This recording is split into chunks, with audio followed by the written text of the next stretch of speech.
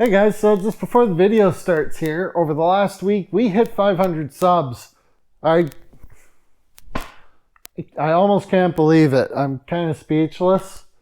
The fact that 500 of you would actually consistently watch my stuff, it blows me away. So thank you everyone who's subscribed so far. And if you're enjoying my stuff at all, consider hitting that subscribe button. It really helps motivate me to get out here and make more videos. So thank you everyone, and without further ado, back to the video.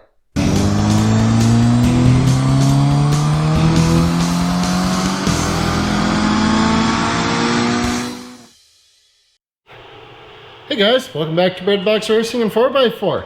This week we're continuing work on the MGb Firewall. I'm going to try and get the driver's side mocked up and then carry it all the way on through, and with any luck, because it's a long weekend, can actually start tack welding stuff in place. So that's what we're doing. I'm just waiting on some paint stripper to do its thing, and then we're going to get right into it. Alright guys, so you saw me make this piece of paper. Now this isn't the piece I'm cutting out just yet. This isn't where I need to start. I need to build the vertical section first, then I'll know exactly what shape the top part has to be. But this gets me close enough that I can make the vertical. The key is that I need, I think it was 4.5 inches from there to there. And then I need this piece. Very highly scientific way of doing it here. To be this long, and it'll probably be 15 or 17 inches deep. So I'm going to get this marked out, get it cut, and then I'm going to show you how I go from this piece to a vertical piece that I have no template for. So I'm going to get this marked up, cut out, and then I'm going to show you how I go from this piece to making a, or then I'm going to show you how to use this piece of paper to make a piece that I have no template for, because it's out in space, and but it's the main part that needs to get done that determines all the other pieces that connect between it and the chassis of the car. So if you give me a minute, I'll get right to this, and then I'll be right back with you.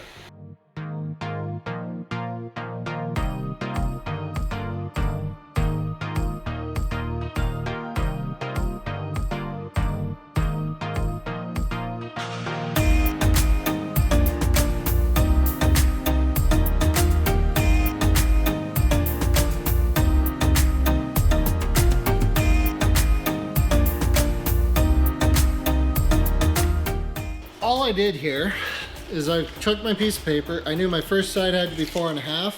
I measured that one, so I didn't do it with the paper.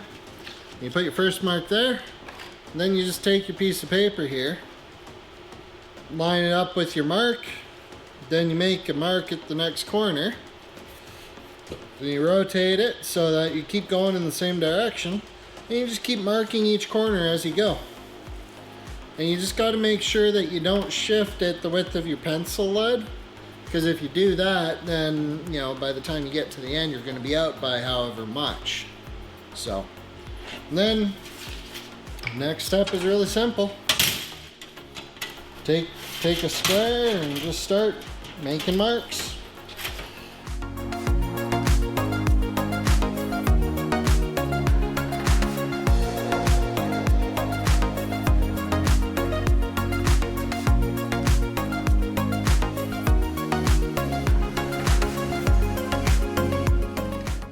So we got that done. And I always just like doing a quick idiot check, making sure things are where they're supposed to be on the far side.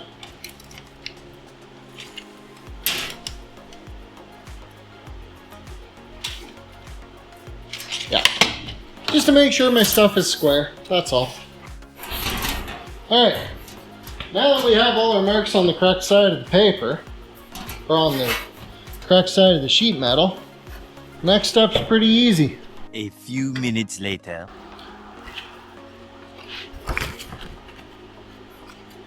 And then I I usually just use my paper here to see when I've got the right angle. This one's about 90.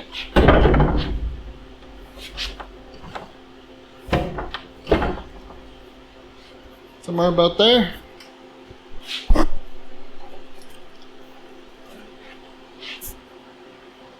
That may be too much.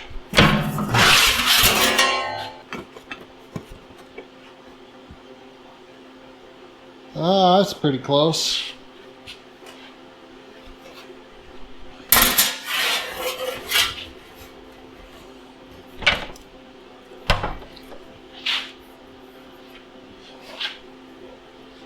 Now, this one needs to be parallel to this one more or less, so what I'm going to do, take my little angle cube here,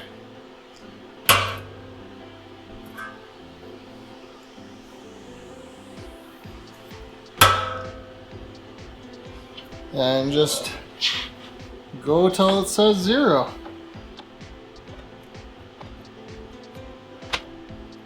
.2, close enough.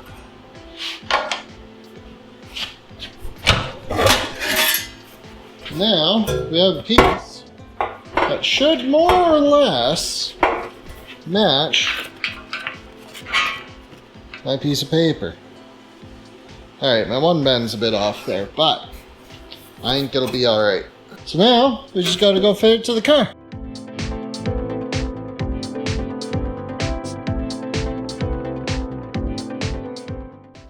So we just use some vice grips to hold it while I drill it and put Cleco clamps in the transmission tunnel. And then we're making a paper template for the top part.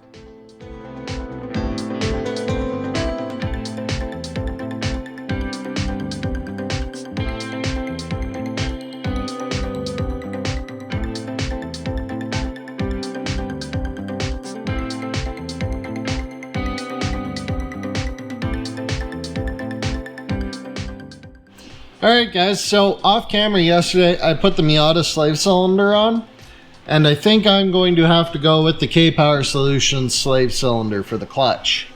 It's an, I forget the term, but it's an input shaft centric slave cylinder, as opposed to an external one like this Miata one is.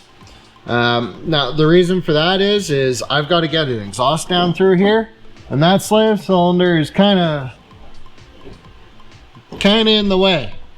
I'll probably wait to order it until I've got the exhaust basically figured out, because maybe I won't need to, and it is easier having an external one, but if it's that close to the exhaust it may not work because I might wind up cooking the thing.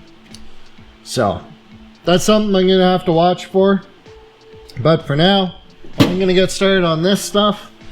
And yeah, that's going to be my day today. I'm going to take it easy. He says, knowing he won't take it easy. Alright, I'm going to flip over to the time lapse here. GoPro, stop recording.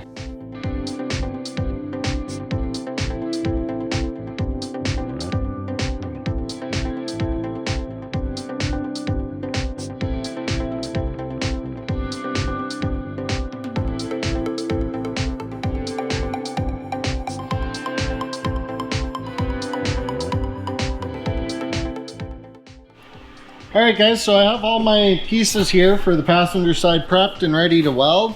All I've done is I've gone through and whatever piece is on top,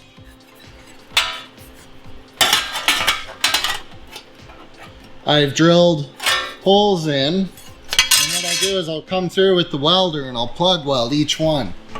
I won't do all of them right away, but you know, like a quarter or something, and that way there's enough there that it's not shifting around on me. And yeah, I mean, should work good. So I'm gonna get this all put back in place. I'm gonna get some of them tack welded and I'll be back with you.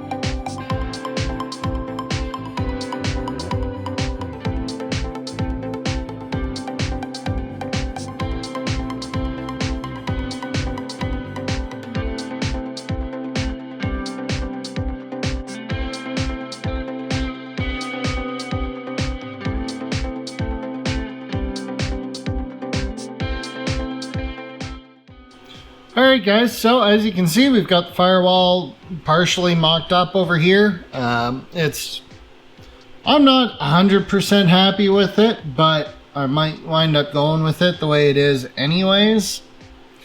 And I still gotta deal with this pocket for the steering column. It's gonna be a nightmare, and apparently the one out of the early model firewall is different, so that's going to be a pain to deal with, but we'll get there. Just got to go through all the steps. Anyways, it's getting late, so I'm going to go have some dinner and relax for a bit. GoPro, stop recording.